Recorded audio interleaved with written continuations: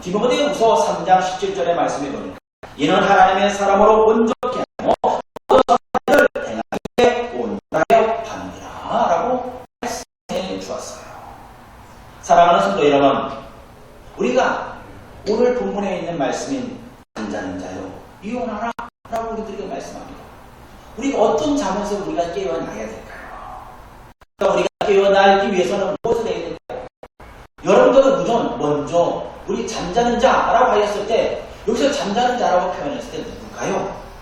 믿지 않는 사람일까요? 그렇지 않아요. 우리 믿음의 성도들에게 바울 사도가 말하고 있는 것입니다. 여호와의 선택을 받은 사람자라고 말합니다. 여호와께서 사울에게 그 잘못을 인하여 그 뜻을 아니 인간의 욕심을 따라 살아갑니다. 근데 잊어버렸어요. 그래서 사무엘을 불러서 그에 합당한 자를 선택하라고 사무엘상 말씀하고 있습니다. 하나님의 선택이라고 할 때는 그의 부르심을 받은 자라고 우리가 표현할 수 있겠죠. 근데 여기서 내가 하나님의 맞는 행동, 열심으로 선택한 것이 아니었어요.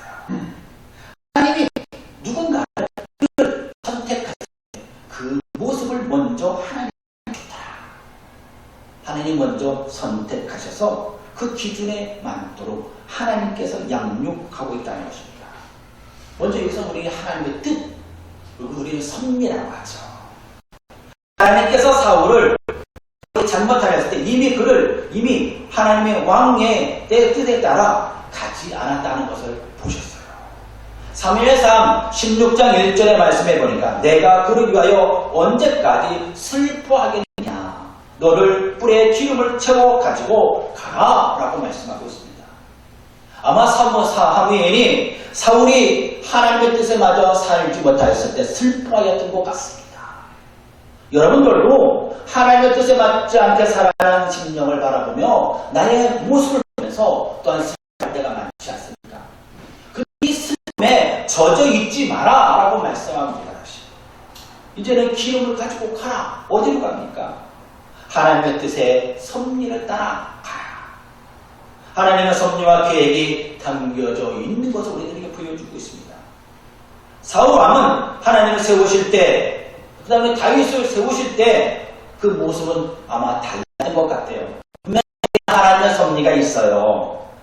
사울 왕이 선택받았을 때 이스라엘 중에는 나라들은 왕이 세워져 있어요. 그리고 이스라엘 백성들도 우리에게도 다른 민족처럼 통치하게 하소서.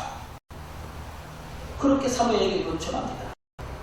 사무엘은 이 모습을, 이 요청을 좋아했을까요? 그렇지 않아요. 그들에게 일어서서 당신은 늙고 당신의 아들들은 당신의 행위를 따르지 아니하니 모든 나라와 같이 우리에게 왕을 세워 우리에게 왕을 우리에게 드리게 하소서라고 말합니다. 그런데 사무엘은 거기에서 슬퍼하였다는 것입니다. 지금까지는 하나님의 뜻, 섭리를 따라 이스라엘 백성들이 인도하셨어요. 그런데 하나님의 선택한 그 사울 왕을 이 하나님께서 그를 세우라라고 하는 요청을 받습니다. 사무엘은 그것에 순종하셨어요. 그리고 사울을 세웠다는 것입니다. 한동안은 그는 선한 자로서 하나님의 말씀으로서 순종하는 자로 살아갑니다. 그런데 왕으로서 생활하다 보니까 점점점 하나님의 뜻에 머물러 살아가는 것입니다. 불순종의 왕이 되었어요. 하나님 대신에 자신을 높이는 왕이 되었다는 것입니다. 하나님께서는 그를 버리시고 이제는 사무엘의 그 모습을 볼 때 슬퍼하였을 때 사무엘이 그 하나님께서 그를 보내셔서 이새의 그 자녀를 선택하라고 말씀하십니다. 이게 바로 하나님의 섭리였어요. 그리고 하나님께서는 그의 중심을 보여주라. 사무엘 베들레헴에 도착하여 그 지방 장로들과 이새의 가정을 방문하여 여호와 하나님의 뜻을 모든 백성들에게 알렸습니다. 이새의 자녀들에게 가르쳐줍니다. 첫째 자녀 아들이 올 때에 사무엘이 봤을 때 너무 와우, 이 사람은 됐어 라고 합니다. 근데 하나님께 묻습니다. 이에게 내가 기름을 부으리까? 라고 할 때 하나님께서는 내가 보는 것은 사람과 같지 아니하니 사람은 외모를 보거니와 나 여호와는 그 중심을 보느니라 라고 했습니다. 사랑하는 성도 여러분, 사무엘은 엘리압을 좋아했어요. 그런데 하나님은 단호하셨다는 것입니다. 사람의 눈에는 사람들의 눈은 거의 비슷하더라고요. 내가 좋게 보면은 다른 사람도 좋게 봅니다. 여러분들이 그래서 나의 모습을 꾸밉니다. 좋은 사람으로, 아니 멋있는 사람으로, 미남으로, 미녀로, 또한 착한 사람으로, 거룩한 사람으로 우리가 가면은 쓰기도 해요. 그리고 훈련을 시킵니다. 그래서 저 사람은 괜찮아. 근데 나만 괜찮은 게 아니라 다른 사람도 괜찮다고 합니다. 이렇게 사람들이 보는 눈은 비슷한 것 같아요. 사람들은 겉을 봅니다. 아니 그 마음을 보고 그 언행을 보기도 하지만 그러나 그 외모에 비춰나는 것을 먼저 보고 그것을 점검하는 시간을 갖습니다. 속까지 알기란 참 힘들죠. 우리가 신앙생활을 오래 하다 보면은 이제는 우리가 신앙생활을 하다 보니까 속을 알아요. 그래서 장로님을 알고 권사님을 알고 집사님을 알고 선배님들을 알아요. 왜요? 신앙생활을 오래 하기 때문에. 그런데 우리가 잘 모를 때도 많아요. 우리가 신앙생활을 오래 하고 내가를 숨기고 있는 나의 마음에 숨기고 싶은 것들이 있다. 그것이 뭘까요? 상처. 이런 것들은 가지고 있어요.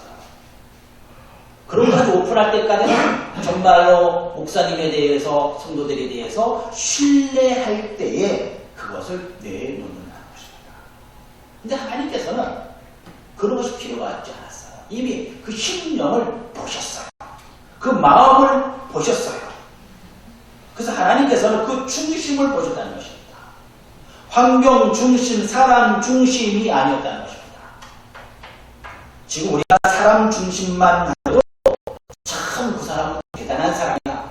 사람 중심이 아니라 환경 중심이 아니라 어떤 하나의 어떤 시스템 중심이 아니라 사람 중심이야. 이게 칭찬받는 시대입니다. 그런데 하나님께서는 환경도 아니고 사람도 아니었어요. 사람을 보시는데 여러분들의 심령을 보셨다는 것입니다.